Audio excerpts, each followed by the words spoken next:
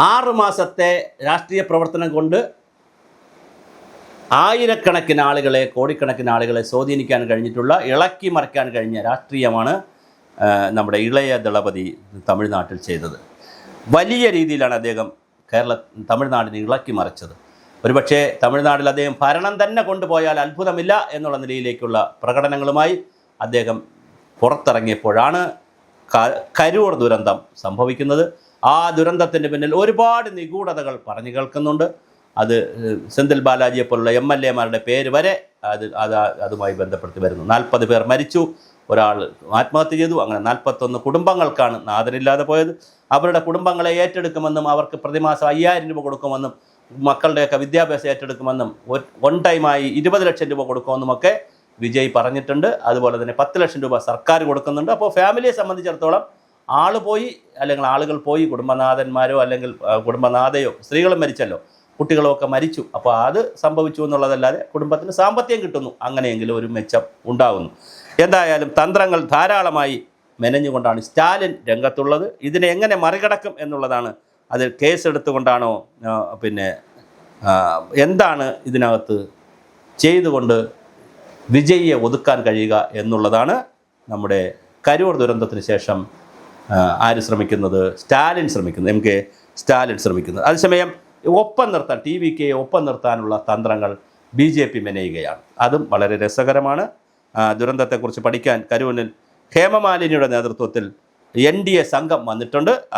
അവർ കേന്ദ്ര മന്ത്രി നിർമ്മല സീതാരാമനും അവിടെ എത്തുന്നുണ്ട്. അപ്പോൾ കേന്ദ്രത്തിൻ്റെ വലിയൊരു ടീം, ഹേമമാലിനിയുടെയും നിർമ്മല സീതാരാമൻ്റെയും ഒക്കെ നേതൃത്വത്തിലുള്ള വലിയൊരു ടീം വന്ന് അവിടെ പഠനം നടത്തുന്നു. അതുപോലെ തന്നെ ഇതിനിടയിലാണ് നമ്മുടെ അമിത്ഷാ ദുരന്തമുണ്ടായ ഉടനെ വിജയെ വിളിച്ചു. പക്ഷേ അപ്പോൾ അദ്ദേഹം ഫോൺ എടുത്തില്ല. പക്ഷേ പിന്നെ അതിന് BJPയുടെ ഒരു ദൗത്യ സംഘത്തെ തമിഴ്നാട്ടിലേക്ക് അയച്ചു. അത് എടപ്പാളി പളനിസ്വാമിയുമായിട്ട് ചർച്ച നടത്തി ADMKയുടെ. അതിനുശേഷം BJP NDA മുന്നണിയിലേക്ക് വിജയെ ക്ഷണിച്ചു. ഇതെല്ലാം തമിഴ്നാട്ടിൽ നടന്ന കാര്യങ്ങളാണ്. അപ്പോൾ ക്ഷണിച്ചപ്പോൾ വിജയ് പറഞ്ഞു, ഞാൻ നവംബർ ഡിസംബർ മാസങ്ങളിൽ ഈ ദുരന്തത്തിൻ്റെ ബാക്കി പത്രമായും ഞാൻ ബാക്കി സ്ഥലങ്ങളിൽ കൂടി എൻ്റെ പ്രകടനങ്ങളും യാത്രകളും ഒക്കെ നടത്തട്ടെ, പ്രചരണ യാത്ര നടത്തട്ടെ. ജനുവരിയിൽ നമുക്ക് തീരുമാനിക്കാം എന്ത് പൊളിറ്റിക്കൽ തീരുമാനമെടുക്കണമെന്ന്, ജനങ്ങൾ എന്ത് പറയുന്നു എന്നതിനെക്കൂടെ അടിസ്ഥാനത്തിൽ എടുക്കാം. വിജയ്ക്ക് ഒറ്റയ്ക്ക് നിൽക്കാൻ കഴിയുമോ തമിഴ്നാട് രാഷ്ട്രീയത്തിൽ എന്നുള്ളതാണ് ചോദ്യം. കരൂരിലെ ദുരന്തത്തിന് ശേഷം കലങ്ങി മറിയുകയാണ് തമിഴ്നാട് രാഷ്ട്രീയം. എന്തായാലും വിജയ്ക്ക് ഒറ്റയ്ക്ക് നിൽക്കാൻ കഴിഞ്ഞില്ലെങ്കിൽ BJPയുടെ കൂടെയാണ് പോകാൻ കഴിയുന്ന പിന്നൊരു പാർട്ടി. ADMK എല്ലാം അവിടെയാണ്. അവിടെ ചെന്നാൽ കൃത്യമായി ചിലപ്പോൾ വിജയിയെ മുൻനിർത്തിക്കൊണ്ട് വിജയെ മുഖ്യമന്ത്രിയാക്കിക്കൊണ്ട് BJP ഒരു കളി കളിച്ചാൽ ചിലപ്പോൾ ആ കളി വിജയിച്ചെന്നിരിക്കും. നമുക്ക് എന്തായാലും അറിയാൻ കഴിയില്ല.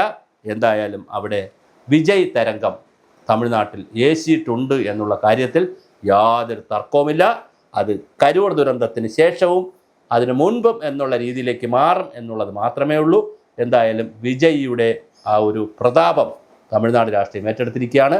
വീണ്ടും താരരാഷ്ട്രീയത്തിലേക്ക് തമിഴ്നാട് മാറുകയാണ്. MGRൻ്റെ കാലത്തിന് ശേഷം, അണ്ണാദുരൈയുടെ കാലത്തിന് ശേഷം, ജയലളിതയുടെ കാലത്തിന് ശേഷം കൃത്യമായൊരു താരം, കാര്യം സ്റ്റാലിനൊന്നും അത്ര വലിയ അഭിനേതാവൊന്നും ആയിരുന്നില്ലല്ലോ, കൃത്യമായൊരു താരം, സൂപ്പർ താരം ഇളയ ദളപതി തമിഴ്നാടിൻ്റെ മുഖ്യമന്ത്രിയുടെ സ്റ്റേറ്റ് കാറിൽ സഞ്ചരിക്കുമോ എന്നുള്ളതാണ് തമിഴ്നാട് ജനതയും ഇന്ത്യൻ ജനതയും ഇന്ത്യൻ രാഷ്ട്രീയവും ഉറ്റുനോക്കുന്നത്.